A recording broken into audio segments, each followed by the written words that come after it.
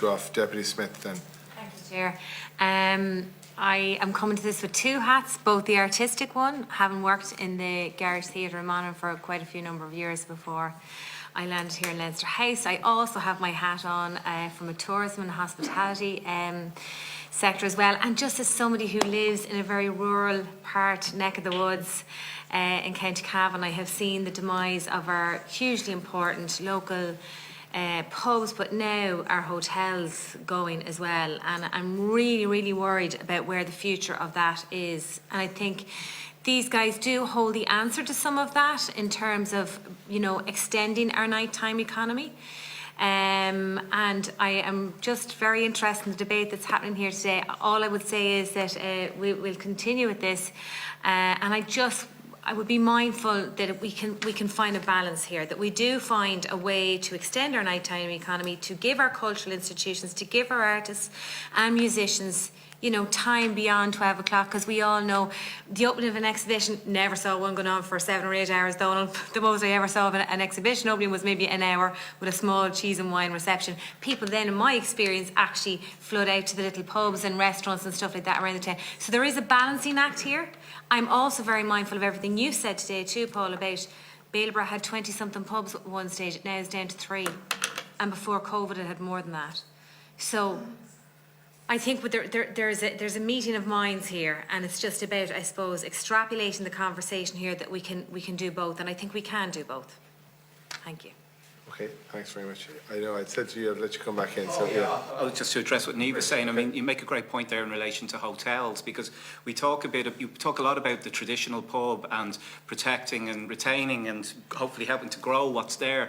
But if we're to, obviously the nightclub is something it's a modern creation. But if we're to talk about tradition, the tradition has actually been within hotels, and even the most well-known nightclubs that are still around, particularly in Dublin, are within hotels. So what I've sort of noticed seeing develop, but particularly over the last 5 years, is, it's sometimes summed up in this phrase of eat, drink and play. But now that's changed to eat, drink and stay, you know. So a lot of places that would have had an entertainment space are now building rooms in there instead, and the entertainment space is lost, or it's been turned into a gym. But definitely to give that option to existing, because space is our issue. Getting our hands, I mentioned it earlier, getting our hands and getting approved for planning to actually open one of these venues, it's particularly difficult. I mean, there's one operator we know in town that's been waiting, in fact, over a year to open his premises for one reason or another, but that's another discussion to do with fire and safety, which can sometimes be quite difficult in terms of opening places. But access to spaces, there are a lot of ready-made spaces there, and we'd like to think that this could facilitate more activity by having that permit in place. So maybe we can kind of we can revisit that tradition and hopefully see more entertainment spaces. Well, I'd have to agree, Chair, if you can just allow me. Sure. I never thought the day would come when parents would come to my clinic and complain that there was nowhere for their youngsters to go at Christmas. And this Christmas, it actually happened, because I'm using Bailborough as an example again. Okay, 3 pubs, we have a hotel.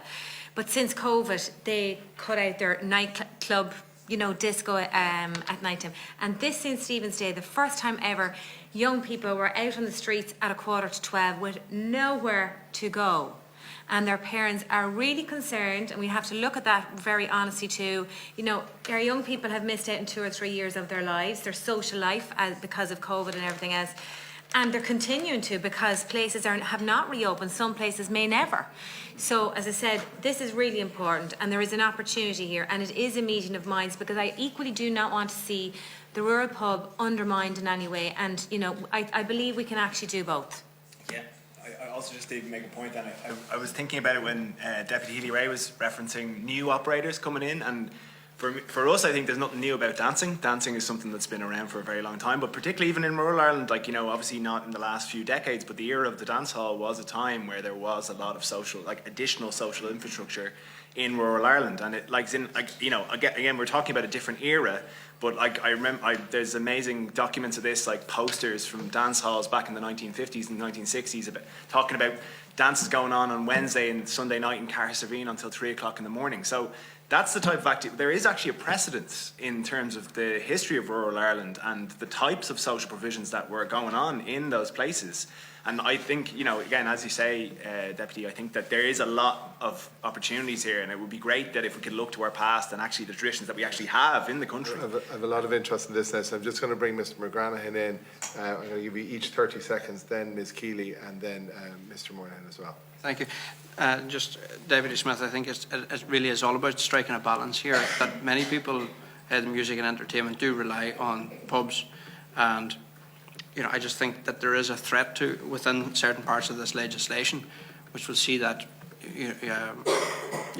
threaten their livelihood in a short period of time, and maybe that needs to be looked at over a longer period of time, maybe 10 years or more, where people in the entertainment industry learn to have access to more different spaces and can make a living between pubs and other spaces, and also that pubs can also find other ways of making a living within the community as well. So there's just not this reliance of the existing models, but time needs to be given for that to happen, I do believe. And again, support of the schemes like the NTESS and LLPSS will support that. So Ms. Keeley? Just to reiterate on your tourism and hospitality hat, I think as well as looking after the rural pubs, it's really important that we're seen to be reinvigorating our city centres.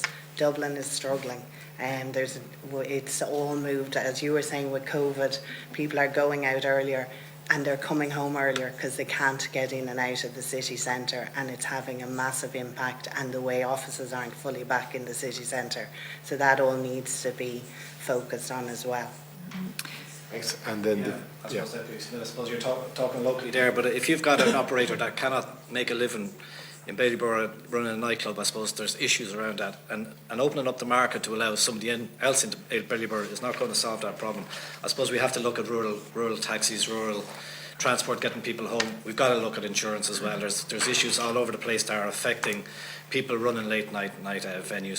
So it's bigger than just allowing the market to open. That's not going to solve the problems in Ireland, full stop. Okay, Paul, and I would just contend at that point that you're making, that the venue I'm talking about, and I'm just using this anecdotally, okay, if we don't find another venue to open, the young people will have nowhere to go, and transport is a huge part of this conversation. I know it's not part of this committee, but we can't ignore that, and it affects urban and it affects rural. I've heard so much about the taxi services in Dublin. And I've listened to the debate too. The TI have a huge amount of work here, and from what I believe, my understanding, my research on it, they've ignored this problem for years, and now we're at a cliff edge. There is nobody on the streets to take young people home. Never mind that if you have public transport, that's fantastic. Out in the rural parts where there's not even a taxi to be got nowadays, not even a taxi. And I don't blame the taxi drivers. I know I'm going off point here, but it's all part of the question about our nighttime economy. Yeah. Okay, thanks.